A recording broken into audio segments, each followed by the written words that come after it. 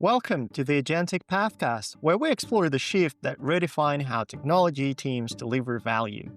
Today, we're diving into one of the most fascinating and controversial topics in software delivery, agentic testing. As AI agents start helping create, execute, and even reason about test cases, many are asking, is this the end of manual testing or the beginning of something much bigger? To help us unpack this, I'm joined by Amit Rosenberger, a true veteran in the world of application testing. Amit has spent many years across the software development industry, holding both executive and hands-on roles, and has been firsthand how testing has evolved, from manual to automated, and now towards the agentic future. Amit, it's great to have you on the podcast. Thank you, Nick. Thank you for having me. Amit, would you like to tell our listeners a little bit more about yourself and your role? Sure, absolutely, Nick. In the past 25 years, almost my entire career was around application development, software development, quality assurance of complex software systems. In fact, my first project was with risking the audience know how old I am, was if you remember the Y2K issue in the early 2000s or late last century. So it was for a big one of the financial institutes in the Middle East, and everyone were going, of course, very paranoid about having this white defect that's going to wipe off customers' accounts and bring us all to zero and stuff like that. So that was my first software testing project. And yeah, ever since then, I've done many different roles in small startups as well as larger organizations. And I landed here in UiPath a couple of years ago. UiPath has developed a really good test platform, test application software testing platform that is based on their 20 years of experience in business process automation. So it sounded quite interesting to me. So I kind of made the shift from one that is consuming those platforms to one that is advising customers on them and helping kind of our sales executive find a good product fit between the platform and our enterprise customers. Great. I'm happy to dive into these topics, especially because what we discussed before recording this is a podcast where we try to unpack the strategic questions that C-level audience might ask, such as CTO, CIO, CPO, or even CEO. So they think about business impact and strategy, organizational transformation, governance, trust, and risk. And the first question, how do you see the agentic testing reshaping the balance between speed, quality, and cost in software delivery? And what new strategic advantages could that unlock for organizations? Absolutely, Nick. So great question. And I think that's you've hit the nail on the head here because, for the past, I guess, maybe 30 years even, the biggest development in quality assurance or software quality assurance was test automation, right? So we've always tested things, especially when systems got more and more complex, and systems are still getting more and more and more complex. I mean, the average enterprise today is using between 50 to 70 different applications. That's complex. And this is why, by the way, you're hearing more and more about, shutdowns and cyber attacks and large scale malfunctions because the landscape is becoming more and more complex. But in the last 30 years, I think the only way we could kind of combat that was to just run more and more tests. And in order to really have a good coverage, we just had to develop thousands, sometimes tens of thousands, sometimes hundreds of thousands of test scenarios that would run. And we just needed to run them faster and faster because we wanted to keep up with the pace of development. And I think that in the last 2 years, ever since really AI got into the mainstream with applications like ChatGPT and Claude and Perplexity and the sorts, is that we have a chance to really try and solve the quality assurance problem in a more strategic way and not just through the lens of speed of let's just run our testing faster. I think a great example is how the first human was sent to space and first team landed on moon, and how the computers back then They didn't have the supercomputers that we have today. They didn't have this computational power. And yet nowadays, with the development of this supercomputational power and the system becoming more and more and more complex, we're now kind of like trying to catch that. I mean, complexity is kind of one aspect of it, but it's not only complexity. It's also we're becoming more and more dependent on those systems, right?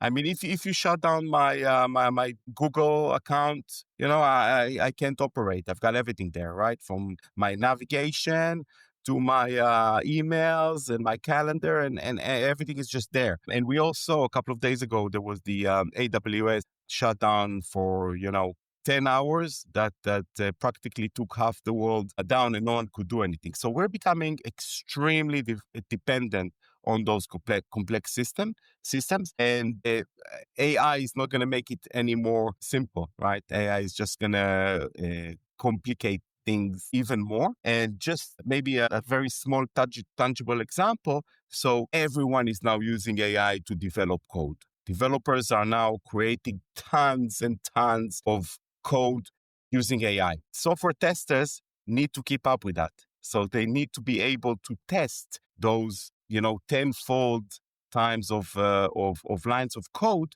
to make sure that, that they work and they're doing what they're supposed to do.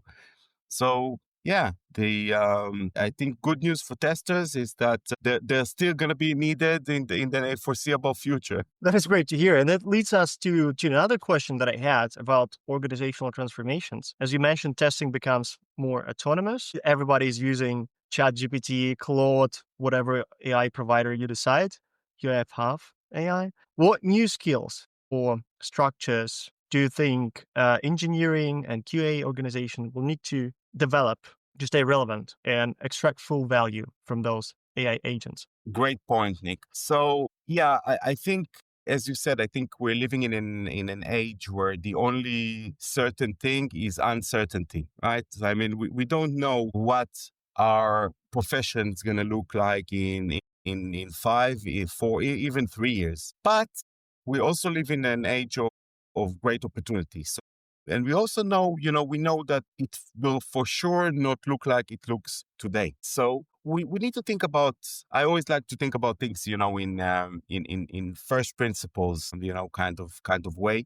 So if you look at first principles, okay, so first of all, you have a software, you have an enterprise kind of software. It doesn't matter if it's an ERP, CRM, large, homegrown finance systems or whatever, but it's a system and it's serving your customers, whether they are internal or external. And that system needs to go through changes, modification, maintenance. Now, this thing is not going to go anywhere. This thing is still here with us and it stays. And in fact, the only thing we know for sure is that the speed of those changes is just going to increase because we need to integrate with other systems, third-party system, because there's security updates, because the organization want to change the way it's doing business. Doesn't matter.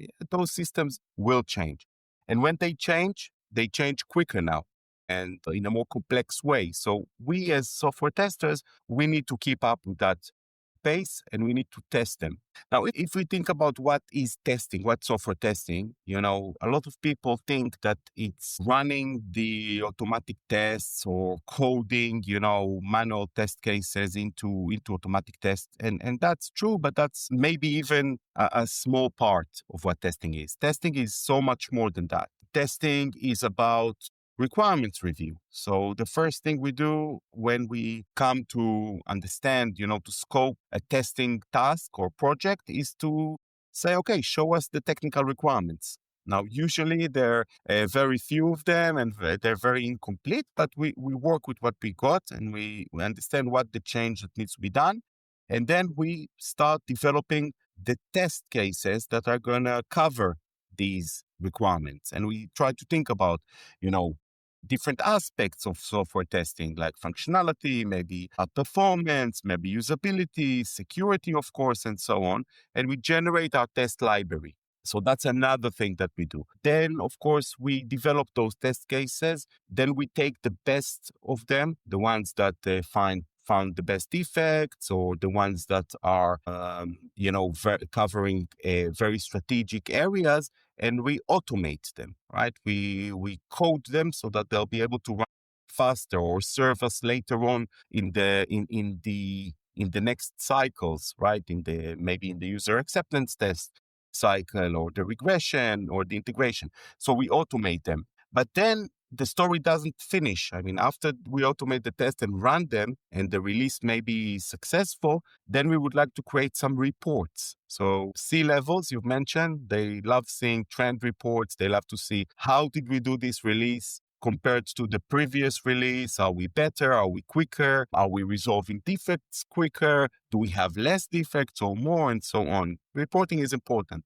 So we need to create those reports. So there's so many different aspects. By the way, one more important aspect we forgot is defect reporting. Okay, we found bugs during the test cycles. We need to report them. Many times we find the same defects in different parallel testing teams. So we need to do kind of a defect review to make sure we don't just report the same defect and so on. So I would say a tester's life is very diverse, and he or she are doing many, many different tasks. I think probably it's about 60-40. So 40% of the time you're actually testing. Doesn't matter if you run automatic tests or manual tests, but you're testing. And 60% of the time are related to manual related tasks to support your testing, right? All the things that we mentioned.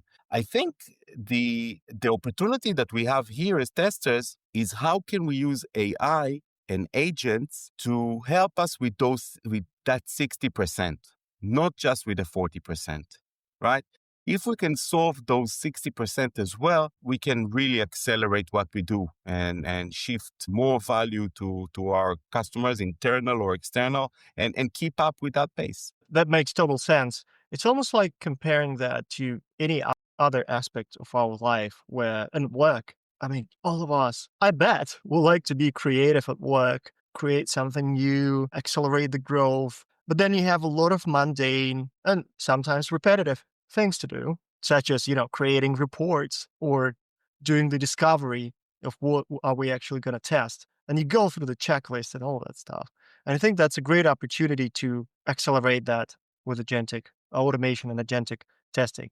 Now, you mentioned a very important topic of governance and, security risks. You mentioned that, Regulation, of course. yeah, in our world when, it's not going to change with agentic testing coming in.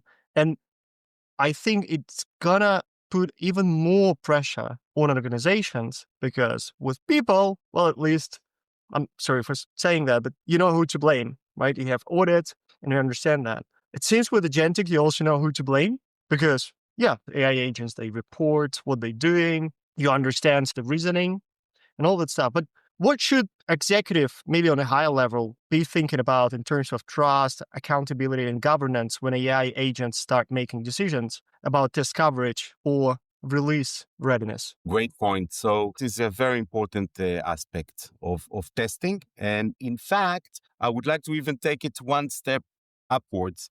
It's not even only about governance. I said in a talk I did a couple of months ago, I said, you know what? It's all about trust, and trust in the organization. Doesn't matter if it's external trust with my customers or internal to internal customers of the organizations is super important. And it's very easy to break. And I think that we, as the quality assurance advocates inside an organizations, as the testers, are kind of the ambassadors of trust inside the organization. And if you think about it, a lot of people are saying, okay, agents are going to replace everyone, and we're not going to need developers, we're not going to need QA, we're not going to need testers. I don't think so. I think that as long as the executives are going to be human, then you're going to have humans in the key roles inside the organization. Because a CIO, she's not going to pick up the phone and ask an agent what's the status of the latest release and is it ready to be released. She's not going to do it. She's going to pick up the phone. She's going to call her quality engineering captain or a manager, and she's going to ask, hey, how's the release is doing? She wants to see a human on the other side to feel comfortable, because that's what our race has been doing for the past 100,000 years, right? We're not evolved yet to speak with agents. So trust is very important. You touched also governance and regulation, and I think this is super important, because as those systems are becoming very complex, I mean, think about large financial institutes, banks, customers that we're currently working with, like the NHS in England. These customers have very complex landscapes and they're extremely regulated. So for them to trust in a process, especially if it's an automatic process, and especially if it is AI-infused automatic process, needs a lot of trust. So UiPath, for example, in the new offering of Test Cloud, has developed what's called a trust layer. And that trust layer is providing customers with kind of trust-inducing capabilities. Like, for example, making sure that none of their customers' personal data is going to be leaked, when used to train the new AI model, right? You wouldn't like your medical records, right, to be used in ChatGPT, right? So available for everyone Absolutely to see. not. So, and no one else would like that, of course. So these things are extremely important.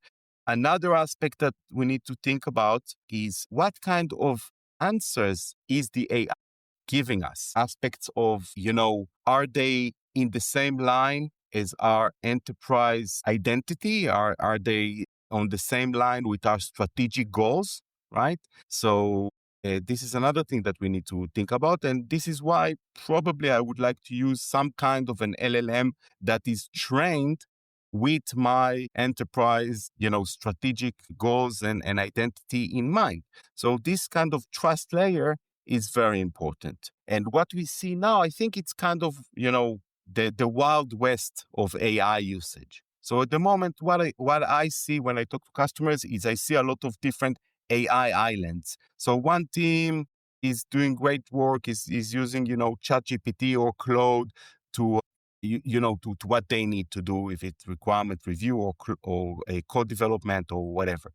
Another team is using something else. Another team is using their own LLM trained on their own data. So there's kind of different islands inside the organization of AI usage. And I think this will change. I think that organizations will need to implement a unified, comprehensive, AI-powered that will power their processes and that will accelerate their processes, or, you'll start seeing all kinds of sporadic disasters, here and there. You mentioned previously that AI only recently became popular, which is true. See all those news topics about AI. We see how people are using different LLMs in their day-to-day life. I think the cultural shift is already there, but I remember the days in the past, like 10 years ago, I used to work for this company that sold the AI software to the manufacturing company. They were iron and steel producer and still are. And the AI helped with the very production related thing for them, which was how to best create the solution of different casts, irons, and all that stuff in the pot, at which temperature you need to do that. And people who were actually doing that, who triggered the buttons, because you cannot automate that stuff, they were quite skeptical. Well, you know what? What if it's this machine wrong and it's telling me the wrong thing? I'm the one who's pressing the button, and I can create an analogy. I'm the one who's actually testing here, Yeah. right? So I'm accountable for the tests in the end. Yeah. yeah. So you're gonna blame me, not the machine, if the testing is not right. We just had this conversation previously. QA team is the one most accountable for when something is failing. Well, we have testers. Let's go to them and ask what's going on. And so I'm thinking that this is the cultural shift that needs to happen, and C-level executive would need to think about how to empower them to use AI and how to make sure that AI is actually helping them and then they trust it. It's a very, very interesting topic. Amit, thanks a lot for having this conversation. It's really inspiring. And I feel like we just scratched, this topic. It's so much to uncover. Maybe for today, is there one thought, maybe a provoking thought, that you'd like to share with C-level executives that'll help them in this journey of uncovering what agentic testing is? Absolutely. So, yeah, I think, as we said in the beginning, I think quality assurance has always been strategic to the company. It aligns directly with company strategic goal like customer satisfaction, employee satisfaction, even, right? If you think about it, which tester would like to run the same test over and over again manually or go over requirements, right? People would just leave. So, a customer satisfaction, in employee satisfaction, product quality, service quality, time, delivery time, and many more. Okay, so quality assurance has always been strategic.